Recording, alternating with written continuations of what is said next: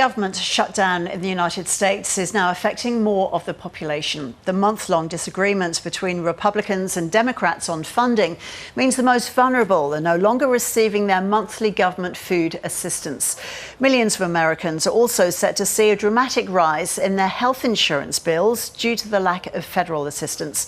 And elsewhere, delays and cancellations at airports are increasing due to air traffic controllers not receiving paychecks. The shutdown is the second longest in US history, and citizens are concerned about a lack of urgency in Washington to end it. It's hard when you don't know if your next meal is going to be, not there. Some of us don't have money put up in a cookie jar anywhere.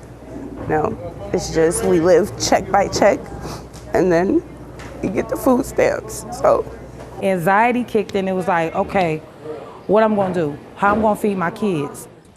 Low-income households are being most keenly impacted by the suspension of the federal Supplemental Nutrition Assistance Program, known as SNAP, on the 1st of November. The program covers approximately 42 million people, primarily low-income individuals, people with disabilities and the elderly.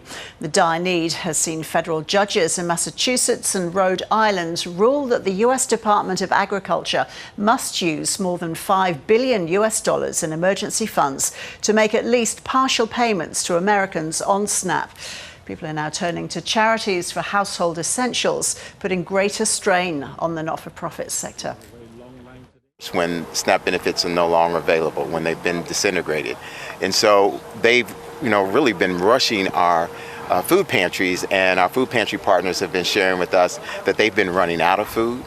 In the history of Dare to Care, this has not happened before, with SNAP benefits being disintegrated, as well as seeing now the impact of what's happening even prior to that. There was a 48% increase in demand that we've seen over the past 2 years since the pandemic. And so, the need is continuing to increase, while at the same time you're seeing less food coming in from the federal government. And now we're seeing that's compounded by the SNAP benefits. The Guardian's Washington bureau chief David Smith takes us through the legal action brought against the Trump administration. 24 states that are led by the Democrats, the opposition party. They've been arguing forcefully that the Trump administration could do more to resolve this crisis. In particular, there's an emergency rainy day fund for if the government shuts down, then perhaps this food aid can still be provided. The Trump administration's been resisting that, saying that it can't tap these funds, and Democrats objected. They really want to see this money still flowing, all of course against the backdrop of what appears to be heading for a record government shutdown, well over 30 days now, with Republicans and Democrats still deadlocked over funding the government. So this is only a partial payment for food aid. So how much are people getting compared to what they were receiving, and how long will that money last for? I think those are all existential questions for the people concerned, and the answers are ambiguous. This is the first time in history that the SNAP program is being suspended or closed like this due to a government shutdown. So there's a great deal of uncertainty over exactly how much money will people get, when will it arrive. Normally, it's an average of $187 a month per person. Obviously, people will hope it's at least that much in the coming weeks, but I think it's also complicated because it varies from state to state. Where I'm living in the District of Columbia, Washington, D.C., the local government's already said it's going to step in and provide food stamps. Some other states are trying to do the same thing. In others, though, people face being left on their own in a very difficult situation.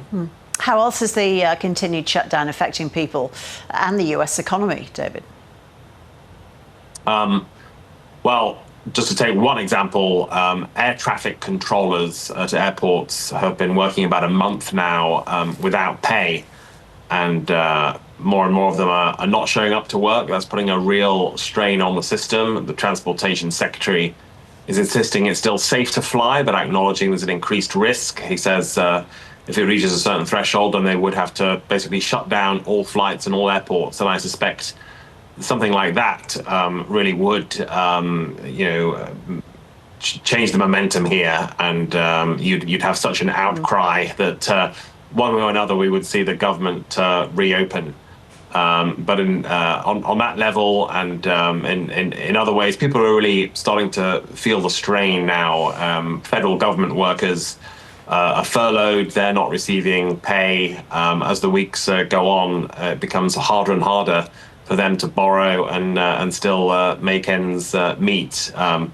What the overall effect on the economy will be is unclear. When we've had past government shutdowns, it's a bit of a blip and then it tends to pass.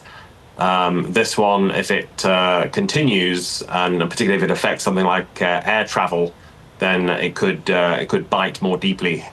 So are discussions continuing to find a resolution to the shutdown?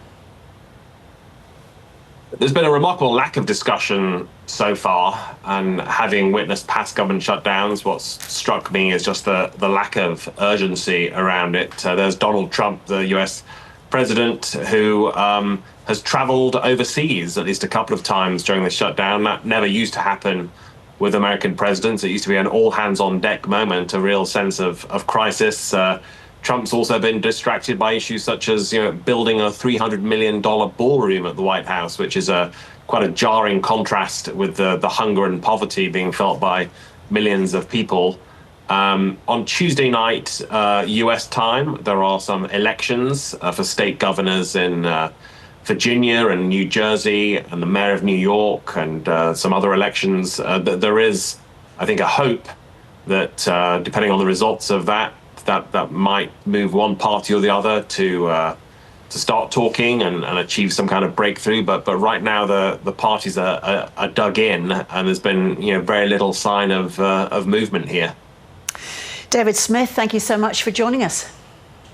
Thank you.